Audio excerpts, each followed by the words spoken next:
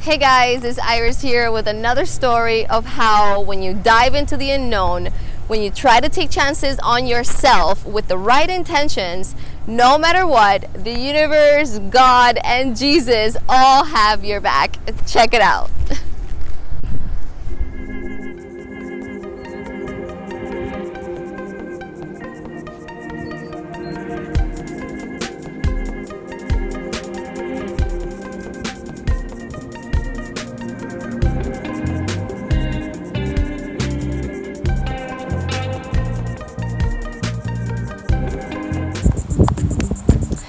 Hey guys, welcome back. It's Iris, your favorite psychic millennial and life coach, helping you manifest your amazing life while also manifesting mine.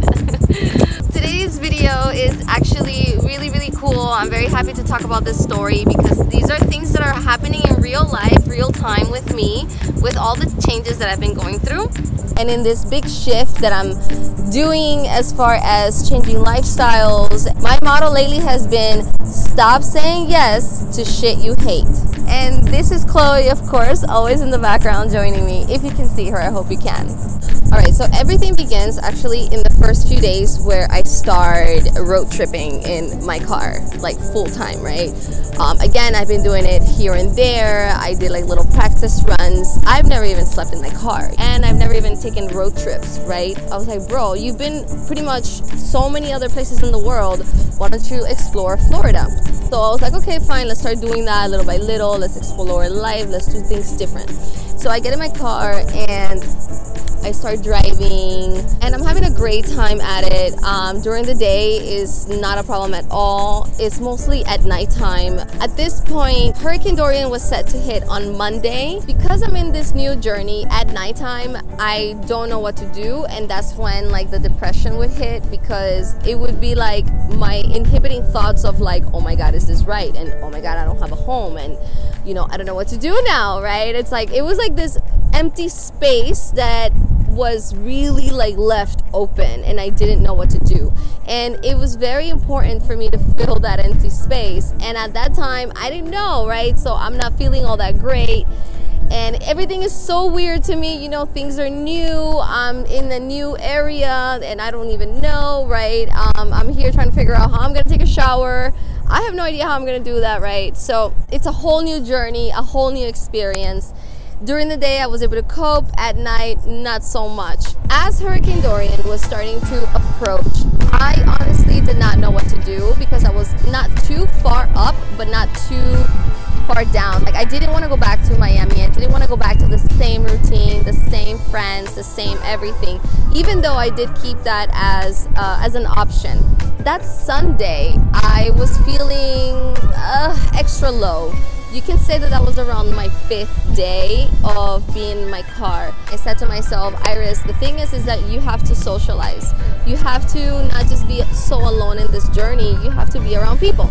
So I got on the couch surfing app and I met some couch surfers, and it was really cool actually. And I ended up going to like Fort Lauderdale Beach, and I actually saw an old co-worker of mine at a bar, so that felt really nice. I got to socialize, and it was really nice. It was great, but I still didn't come up with a plan. I wasn't that alarmed. I just knew that I probably have to end up in a shelter. And I honestly didn't see it as a bad thing, because this is a decision. This is a conscious decision. This is what happens when you decide to live in your car and you decide to live a different life, right? One of these things is that you may end up in a shelter, and that is normal. That is part of life decisions. So I didn't take it as bad. However, at the end of the day, nobody really wants to end up in the shelter. Okay, so getting back to Sunday. It's Sunday and I'm hanging out, and I let these people go. So I was like, all right. And I'm thinking kind of like, fuck, like, oh shit, I'm gonna end up in the shelter and it's gonna be like gloomy. The problem wasn't so much of the shelter. The problem was the fact that I felt alone, and I felt like I needed shelter. Like, I needed companionship. I needed connection. And then the hurricane was gonna hit the next day. So yeah, it definitely set me back emotionally. Well, I was trying to make the best of it. I hung out with couch surfers. That actually filled my cup. And then I went to Hollywood Beach. I drove down to Hollywood Beach because I was actually a little bit more up. Hollywood Beach is really beautiful. They have live music music on the weekends in their little band shell theater. And I love live music, so I said to myself, you know, you're gonna go over there, you're gonna listen to live music, maybe you're gonna meet people, who knows, but you're gonna have fun. Like, you're gonna go be social and have fun. And that was the idea that I went into it. When I got finally to Hollywood Beach, it was actually kind of too late. The band was finishing, they were in their last song, so that was like a really big bummer for me. Even though I was really bummed out on the inside, I still told myself, like, all right, Iris, just, you know, just let it go. It is what it is, right? Like, you're trying your best. You're trying your best. You know, there's no need for a tantrum, and you can do this. You're strong enough to do this. So I was just kind of like, all right, I'll just, you know, I'll stay chill. And I'm here with Chloe. And a little bit later, this gentleman comes up to Chloe and starts playing with Chloe. And then, you know, he barely looks at me, but he's like, you know, I've been thinking of getting a dog. And I'm just like, all right, you know, somebody, he seems decent, you know, it's not a big deal. Of course, as a girl, you're gonna be very careful into, you know, sizing the person that is talking to your dog or talking to you, because, you know, there's a lot of creepers out there, so I totally understand. But I did not get any creeper vibes right from the beginning. Like, this person was super cool just talking to my dog. And then we just started talking, and it was very easy to talk to this person. I kind of told him that I'm in a life transition and I'm just trying to make the most out of my life, and he was very happy for me. And he's like, oh, that sounds like a really great thing. And he's like, are you happy?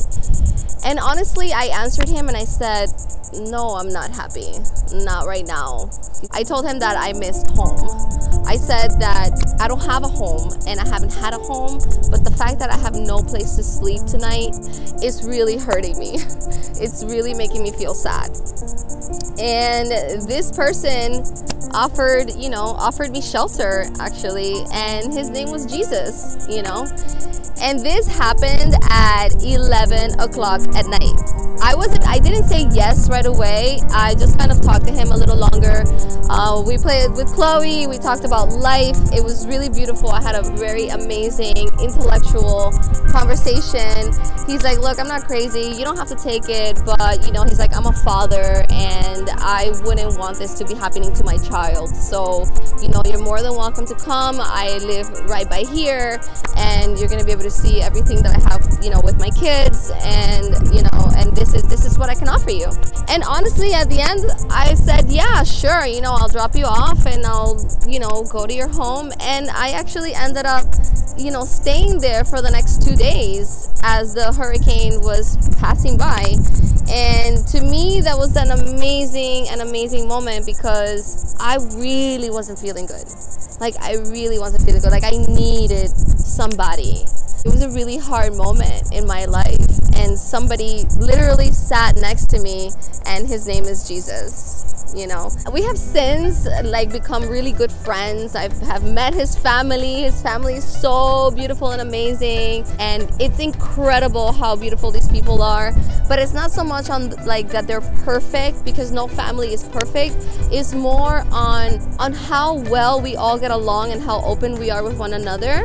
They met me at pretty much like the worst moment of my life, you can say, because I'm trying to do this brave thing that I feel like I was failing at, you know. And they're just beautiful people who are trying to figure shit out too. You know, and it just all flowed so well.